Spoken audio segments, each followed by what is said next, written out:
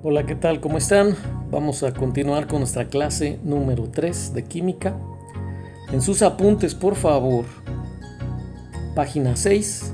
Vamos a ver ahora lo que es los modelos atómicos que surgieron después de la teoría atómica de Dalton. Bueno, primeramente vamos a ver lo que es el modelo de Joseph John Thomson. Ya lo habíamos mencionado, él descubrió al electrón. Muy bien. Bueno, por aquí nos especifican, dice, Johnson sugiere un modelo atómico que tomaba en cuenta la existencia del electrón, porque lo descubrió, descubierto en 1897. Vean las características de su modelo. Aquí tenemos su modelo, aquí está en un dibujito y aquí tenemos una foto de él. Bueno, ¿qué características tiene su modelo? Número 1, era una esfera de carga eléctrica positiva. Vean cómo el interior de su círculo principal, el más grandote, tiene el signo positivo. Número 2, los electrones se encuentran en reposo en el interior de la esfera. Aquí lo podemos ver, son esas bolitas que tienen el signo de menos. Número 3, la carga eléctrica negativa compensa a la carga positiva del núcleo, o sea que es neutro este átomo, ¿sí? Entonces matemáticamente ahí ya tenían este punto a favor, que era un átomo neutro. Bueno, dice después, para explicar la formación de iones positivos y negativos, ¿qué son los iones? Los iones son todos aquellos elementos que se pueden mezclar. Eso nos corresponde un poquito más adelante. Todo átomo, al estar solito, es un átomo neutro. Pero para poder entender cuándo se forma un ion, no es que el átomo haga algo especial. Es que al acercarse con otro, este átomo dice yo tengo tantos electrones para compartir y este átomo también dice pues yo también, o yo tengo tantos para recibir, yo puedo con tantos. Y ahí es cuando un átomo ya no es neutro, sino se consideran iones. Entonces ustedes se fijan, un átomo es un ion. ¿Cuál es la diferencia? Un átomo por sí solo es neutro y un ion es un átomo que es positivo o negativo y que se puede juntar con alguno o algunos otros más. ¿Ok? Bueno, entonces vuelvo a explicarlo. Dice, para explicar la formación de iones positivos y negativos y la presencia de los electrones dentro de la estructura atómica, Thomson ideó un átomo parecido a un pastel de frutas. También le llegaron a decir el pastel de pasas, y aquí lo podemos observar, ¿sí? Bueno, pues aquí tenemos al primer personaje que nos da la primera idea de la estructura de lo que es un átomo, ¿sí? Casi para el 1900, vuelvo a recordarles, estamos hablando de un poquito más de 120 años, que eso realmente es muy nuevo para la historia de la humanidad. Es algo que está muy cercano a todo lo que llevamos en la historia, ¿ok? Vamos a pasar al siguiente modelo, que es el modelo de Ernest Rutherford. También ya lo habíamos mencionado en la clase anterior, él descubrió el núcleo atómico. Aquí dice, basado en los resultados de su trabajo, que demostró la existencia del núcleo atómico, Rutherford sostiene que casi la totalidad de la masa del átomo se concentra en el núcleo central muy diminuto de carga eléctrica positiva. Vean el dibujo, aquí tenemos una foto de él y abajo está el dibujo. Él establece el primer modelo al que se le denomina planetario. Si ustedes se fijan, tenemos al centro un núcleo y alrededor girando en diferentes órbitas como si fueran planetas, ¿sí? A los electrones. Entonces él determina que la masa se concentra en el núcleo. Y la clase anterior vimos que el tamaño de los electrones es tan pequeñito que caben muchos más de 1000 al interior de un solo protón o un solo neutrón. Por eso es que neutrones y protones son los más grandes, son los que están en el centro y son los que concentran la masa de un átomo.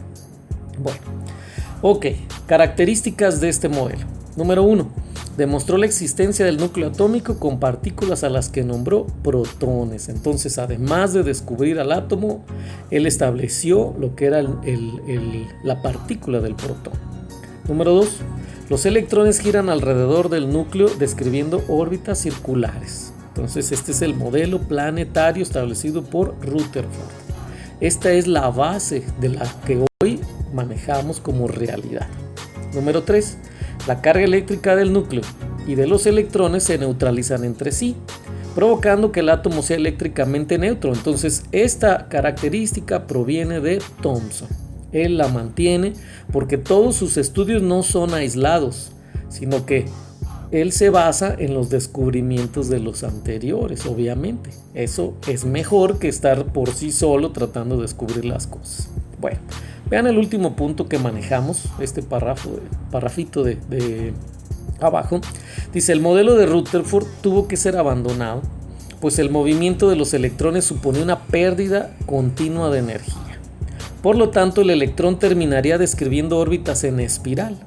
En vez de que fueran circulares, iba perdiendo sus órbitas. Empezaba alto y iba haciéndose cada vez más hacia el centro, hacia el centro, hacia el centro. ¿Ok? Y dice por ahí, precipitándose, o sea, cayéndose finalmente hacia el núcleo, impactando a los protones y neutrones. Sin embargo, este modelo sirvió de base para el modelo de Niels Bohr. Pero todo esto fue en papel. Todo esto fue con ecuaciones matemáticas. Esa es la única manera de que un científico puede corroborar sus descubrimientos a base del lenguaje matemático. Entonces su lenguaje matemático fallaba y no podía determinar que un átomo era totalmente neutro. Pero para eso viene el siguiente personaje, basado totalmente en los anteriores dos. Es Niels Bohr. Dice por aquí, el físico danés Niels Bohr ganó el Premio Nobel de Física en 1922. Postula que los electrones giran a grandes velocidades alrededor del núcleo atómico, tal como lo dijo Rutherford. Propuso una teoría atómica para explicar la estabilidad del átomo de Rutherford, y ahí fue donde él trae este aspecto nuevo. Él, con las matemáticas, define que el modelo de Rutherford era correcto. Entonces él viene a darle un poquito más de claridad a este modelo planetario, y no nada más claridad, sino lo define matemáticamente en varios aspectos. Vean las características, aquí también tenemos la foto de este personaje. Este personaje trabajó con Einstein para lo que fue la producción de la bomba atómica, aunque Einstein lo hizo de manera accidental, por así decirlo. Él no se quería involucrar. Bueno, número 1, sus características. Dice, las órbitas circulares se sitúan en distintos planos a los que denominó niveles energéticos. Vamos a pasar a la siguiente hoja para poder ver el modelo de este personaje de Niels Bohr. Y aquí lo tenemos. Vean, este es el modelo planetario. Si ustedes se fijan, tenemos las letras K, L y M, y hay más todavía, que están definiendo cada una de las órbitas circulares que se encuentran alrededor del núcleo. Y el núcleo tiene varias partículas que son protones y neutrones. Entonces, tomando el modelo anterior o los dos modelos anteriores, Niels Bohr viene a especificar de una manera más categórica lo que es pues este modelo a base de las matemáticas.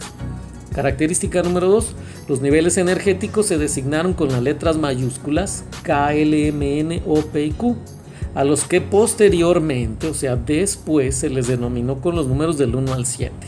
Nosotros lo veremos más adelante, pero vamos a manejar estas letras porque así es más característico. Bueno, número 3, los electrones están distribuidos en los diferentes niveles energéticos, y para eso también maneja una serie de reglas matemáticas muy sencillitas para distribuir los electrones de un átomo. ¿Ok? Entonces aquí tenemos este modelo de Niels Bohr. Pasamos al modelo atómico actual, aunque hubo más modelos, pero estos son los más representativos. El modelo atómico actual también ya tiene a varios personajes involucrados. Nosotros ya nada más vamos a ver sus características generales y una especie de bosquejo, ¿sí? Bueno, por aquí dice, modelo atómico actual. Entre los conocimientos actuales o no sobre el átomo, porque tenemos ciertas dudas todavía, pero las dudas que tenemos poco a poco se han ido resolviendo. Aún así, cada vez nos salen más dudas, ¿sí?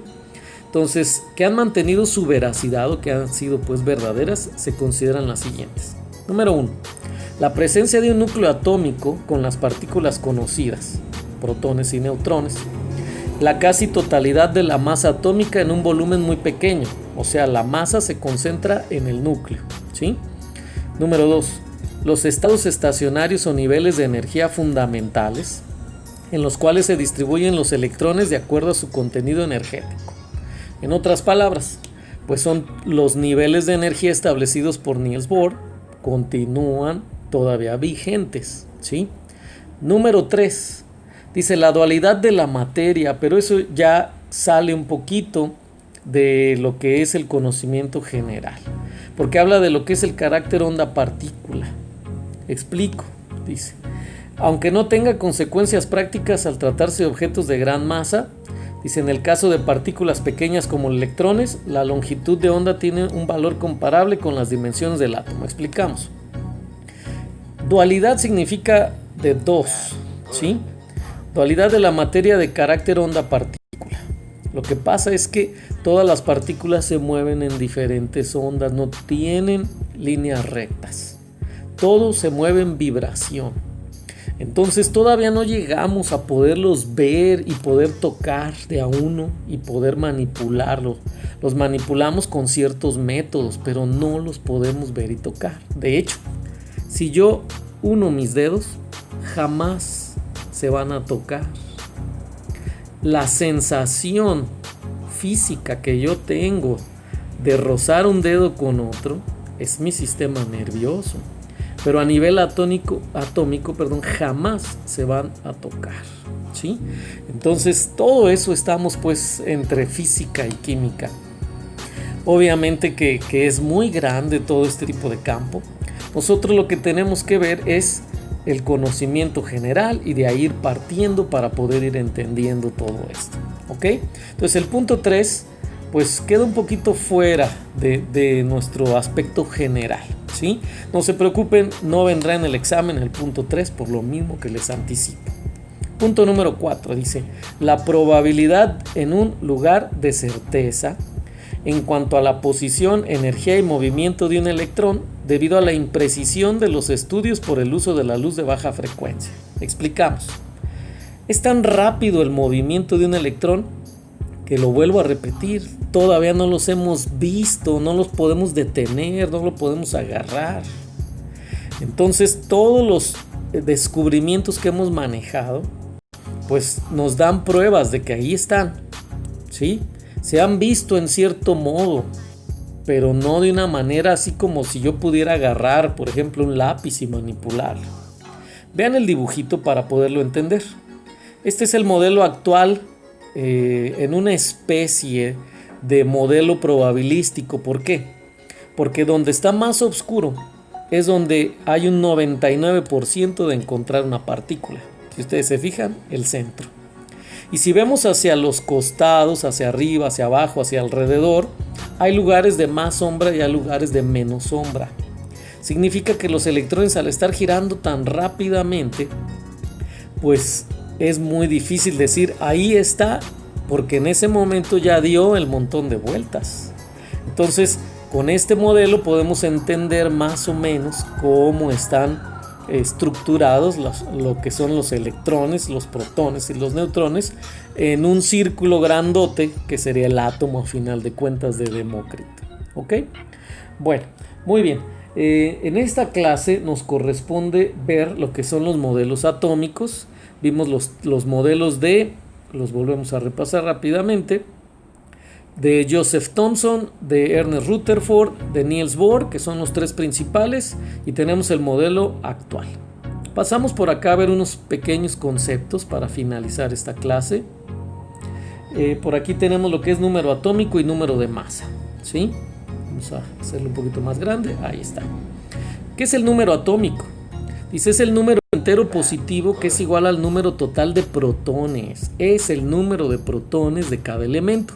En la clase número 1 especificamos, y en la 2 por ahí también, de que los protones son el elemento principal de un átomo, ¿sí? Entonces, si es el elemento principal, pues obviamente que los vamos a clasificar en base a los protones. El oxígeno, ¿se acuerdan cuántos tiene? Ya lo hemos dicho varias veces, tiene 8 protones. Por lo tanto, su número atómico es 8. El nitrógeno tiene 7 protones, su número atómico es 7. El hidrógeno tiene un solo protón, es el primer elemento de la tabla periódica, tiene 1 de número atómico. ¿Ok? Bueno, aquí mismo nos dicen, se suele representar con la letra Z, ya lo habíamos visto. Es el número atómico, el número atómico es característico de cada elemento químico. Nadie puede tener el mismo número atómico, porque si no, pues son el mismo. Si yo tengo 2 oxígenos, pues los dos tienen 8, son el mismo. Si yo tengo uno con 8 y otro con 7, ya no son el mismo, uno es oxígeno y otro es nitrógeno. Número de masa, último concepto de esta clase. Dice en química, el número másico o número de masa representa el número de protones y neutrones, o sea, el núcleo nada más. Se simboliza con la letra A. El uso de esa letra proviene del alemán, ahí vemos su palabra, no sé su pronunciación adecuada. Ahí dice Atomgewicht, que proviene o que quiere decir peso atómico, aunque sean conceptos distintos. ¿Ok? Bueno, con esto terminamos entonces esta tercera clase y nos vemos en otra más. Gracias y hasta luego.